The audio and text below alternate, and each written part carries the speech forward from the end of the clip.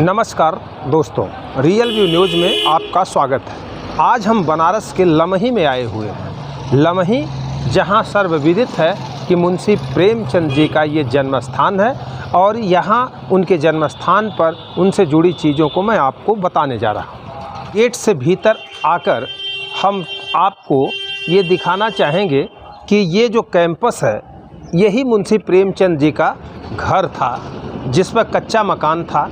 और सामने ये जो प्रतिमा दिखाई पड़ रही है, वहाँ चलने से पहले हम ज़रा यहाँ के इस पूरे कैंपस को आपको दिखा देना चाहते हैं। यहाँ की दशा देखकर आप समझ गए होंगे कि ये यहाँ साफ़ सफाई या यहाँ कोई आने जाने वाला है कि नहीं, और लोग बाग यहाँ किस तरह इसका रख रखाव करते होंगे, वो सोचने वाली बात है। सामने ये जो आदम का प्रतिमा दिखाई पड़ रही है, ये उपन्यास सम्राट मुंशी प्रेमचंद जी की प्रतिमा है। आइए हम आपको नज़दीक से इसका दर्शन कराते हैं।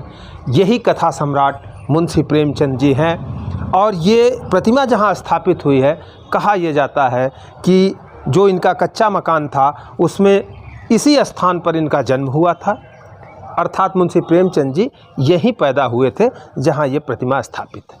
अब ये पूरा का पूरा कैंपस नागरी प्रचारिणी सभा वाराणसी ने इसको अधिग्रहित किया और ये स्मारक के रूप में बनाकर छोड़ दिया गया।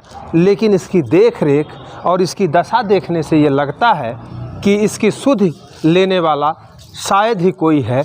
कभी यहाँ एक पुस्तकालय हुआ करता था, हम उसको भी दिखाएंगे, जो मुंशी प्रेमचंद जी के पुस्तकों को, उनके द्वारा लिखी गई किताबों को यहाँ रखा गया है। और कुछ चित्र भी ऐसे हैं जो उनकी याद में सजोए गए हैं, हम उसका भी आपको अवलोकन करा रहे हैं।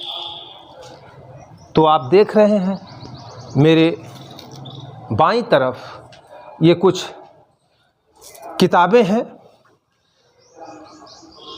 ये हंस की प्रतियां हैं, आधुनिक प्रतियां हैं।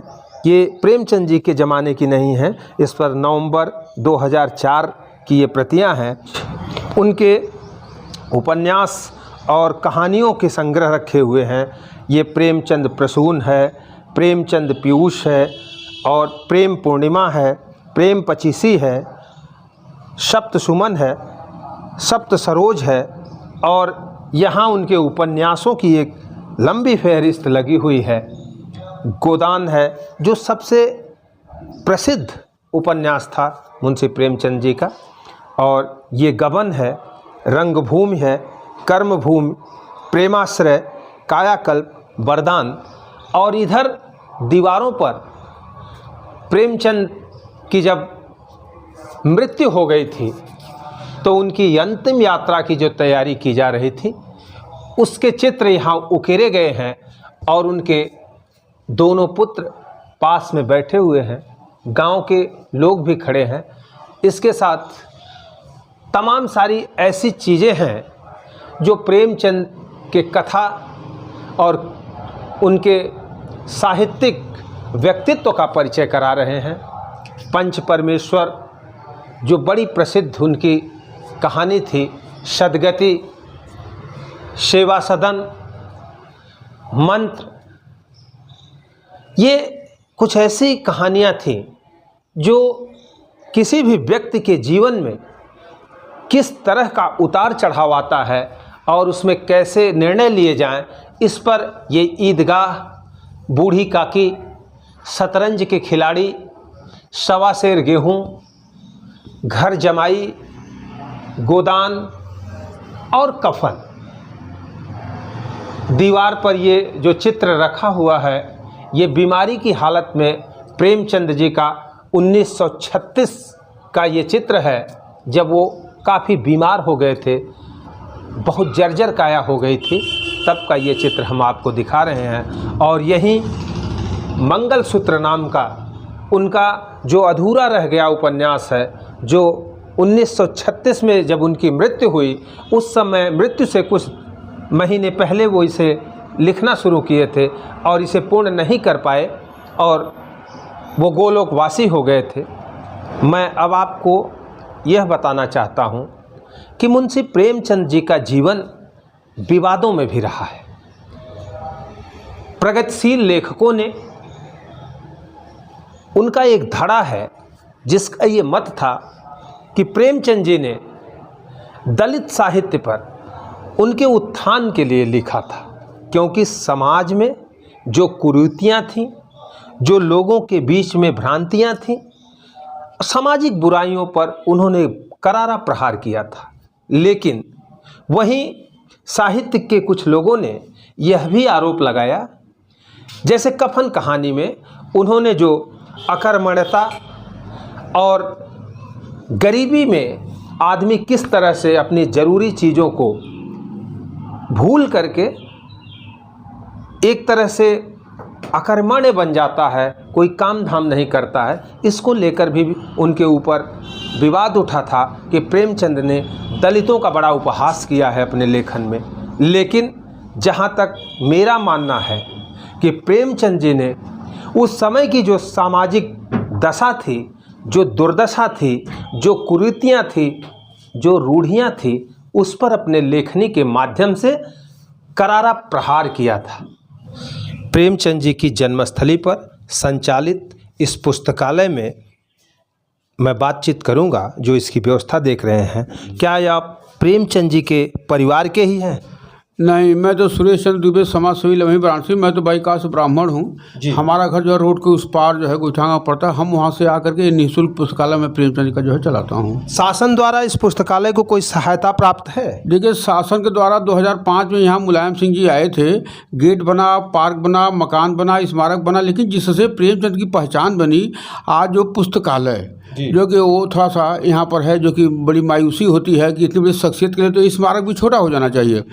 लेकिन यहाँ किताबों का अभाव है, जिसके लिए सरकार की तरफ से थोड़ा सा उपेक्षित है। हम लोग चाहेंगे कि यहाँ पर जो है कि किताबों का जो है कि यहाँ पर ज़्यादा से ज़्यादा व्यवस्था हो। अच्छा, प्रेमचंद जी की जो कुछ पांडुलिपियाँ पुरानी थी जो आज दुर्लभ हैं, वो यहाँ कहीं दिखाई नहीं पड़ रही है, उसके बारे में कुछ जानते हैं आप? देखिए, प्रेमचंद के समय में जब इनके बेटे लोग थे तो सारी चीज़ें थी यहाँ पर। और प्रेमचंद जैसा कि पीछे जो है उसमें लिखने का कार्य करते, सारी चीज़ें उसमें अलमारी थी और तमाम कागज़ थे, किताबें थी। और सन 59 में छोड़ करके इनके परिवार के लोग चले गए। इनके जैसे दोनों बेटे श्रीपत राय, अमृतलाल, और ये लोग जो है नागरी पचानी को दान दे करके जो है कि चले गए। तो तमाम चीज़ें थी, लेकिन फिर बाद में जो है हमारे BHO के पास जो है कि ये सब चीज़ें जो है कि ले लिया गया। और उसमें जो है भारत कला भवन में बताते कि वहाँ पर है, तो ये लोग जो है कि अपना वहाँ दे करके और फिर उसके बाद जो है कि चले गए। तो प्रेमचंद जी के पुत्र श्रीपत राय और अमृत राय जी ने जब नागरी प्रचारणी सभा वाराणसी को ये दान में दिया, ये ट्रस्ट बना के, तो नागरी प्रचारणी ने कभी इसका देख रेख रख रखाव या इसके बारे में कोई फंड वगैरह उपलब्ध कराया? नागरी प्रचारणी एक ऐसी हिंदी की संस्था है जो कि उनके पास बताते हैं कि उनका बहुत बड़ा एरिया है, तो उसमें जो है कि प्रेमचंद भी एक ठो थे। तो ये जो है कि जितना इनको चाहिए वो बड़ा उपेक्षित करने लगे, यहाँ पर ध्यान नहीं दे रहे थे। तो फिर गाँव के लोग इसको जो है कि देखने लगे। फिर 2005 में हमारे राजीव अग्रवाल DM साहब जो कि यहाँ पर आए, इसको ले करके और फिर ये जो है कि अपने हाथ में लिया, इसको संस्कृति विभाग को सौंप दिया। तो यहाँ उनके परिवार से अब जो नई पीढ़ी है वहाँ से कोई आता है? देखिए, 2005 जब मुलायम सिंह आए थे तो इनके परिवार के लोग आए थे। अतुल जी थे, आलोक जी थे, और आपके जो है कि KK राय जी थे, ये सारे लोग थे। और लेकिन जब मीडिया वालों ने पूछा तो कहे कि अब तो सरकार ले लिया, वो जाने, हम लोगों से मतलब नहीं है। तो अब उनके परिवार के लोग कहाँ रहते हैं? इनके परिवार के लोग बताएं कि सब छोड़ के कई इलाहाबाद, कोई कमाने खाने के लिए, कोई दिल्ली, कोई लखनऊ, कोई कहीं, और बनारस में भी जो है कि लोग रहते हैं, लेकिन यहाँ से खास कोई मतलब नहीं है। तो हमें दुबे जी ने बताया कि प्रेमचंद जी के परिवार के लोग आज भी इलाहाबाद, दिल्ली या अन्य शहरों में रहते हैं, पर इसकी खोज खबर लेने वाला कोई नहीं है। ये दीवारों पर उनके बड़े बेटे श्रीपत राय जी हैं और उनके छोटे बेटे अमृत राय जी हैं। बड़े अभाव में, बड़ी मुफलिसी में प्रेमचंद जी का जीवन बीता था, लेकिन उन्होंने अपने कथा से, अपनी कहानियों से और अपने उपन्यास लेखन में इतना बड़ा नाम कमाया कि उनके जाने के बाद भी भारत ही नहीं, विश्व के कई देशों में मुंशी प्रेमचंद के उपन्यासों का अनुवाद हिंदी में कराया गया, अंग्रेजी में कराया गया और उसे पूरे विश्व के कई देशों में पढ़ा जाता है। मुंशी प्रेमचंद जी लमही से निकलकर मुंबई के फिल्म जगत तक गए और वहाँ कई फिल्मों के लिए उनकी कहानियाँ चर्चित हुई और काफ़ी प्रसिद्ध हुई। इस प्रकार मैं आपको आगे उनका वो लेखन वाला आवाज़ भी दिखाना चाहूँगा जो अब आधुनिक रूप में सजा संवार दिया गया है। पीछे ये जो मकान दिखाई पड़ रहा है ये मुंशी प्रेमचंद जी का लेखन का बैठकी लगती थी यहाँ, और काशी के तमाम उस ज़माने के साहित्यकार यहाँ जुटते थे और उनकी लेखनी पर चर्चा हुआ करती थी। ये वही स्थान है और ये कुआं ये भी थोड़ा आधुनिक बना दिया गया है, लेकिन ये कुआं वही है जो किसी ज़माने में इस कच्चे मकान के सामने ये कुआं हुआ करता था। इस बैठके के अंदर लेकर चल रहे हैं और दिखाना चाहते हैं कि इसकी बनावट कैसी थी। बड़ा छोटा सा ये गेट है और इसमें से अंदर आने के बाद ये मेरे दाहिनी तरफ ये 2 कमरे हुआ करते थे जिसमें मुंशी प्रेमचंद जी के लेखनी और उनके घर की सामानें रखी जाती थी। ये आंगन है और मुंशी प्रेमचंद जी यहाँ लोग उनको सुनते थे और इस सामने के कमरे में बैठकर यही वो मूल स्थान है जहाँ बैठकर मुंशी प्रेमचंद जी अपनी साहित्यिक रचना को आयाम देते थे और यहीं वो सारे उपन्यास कहानियाँ लिखे जो पूरे भारतवर्ष में प्रसिद्ध हुई। हम आपको इसकी बनावट दिखा देना चाहते हैं। मुंशी प्रेमचंद के इस दालान आज भले ही आधुनिक इसका रूप दे दिया गया हो, लेकिन किसी ज़माने में ये कच्चे मकान पर कच्ची ईंटों की छल्ली लगी हुई थी और इसका जो नक्शा है, इसकी जो बनावट है वो अंग्रेजी या अंग्रेज़ों के ज़माने में जिस तरह इसे बनाया जाता था वही लगभग रेलवे स्टेशनों का, डाकघरों का जो स्वरूप होता है वही स्वरूप इसको दिया गया था। ये ऊपर का परकोटा है। यहाँ भी उस ज़माने में एक कोठरी और हाल हुआ करता था जिसे बड़े ही आधुनिक ढंग से बनाया गया था और इस कोठरी के अंदर भी एक कोठरी थी।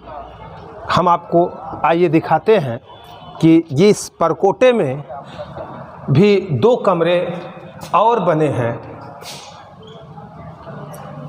ये 2 कमरे यहाँ और बने हुए थे और जब कभी साहित्यकारों का जमघट यहाँ लगता था तो लोग यहाँ बैठते थे।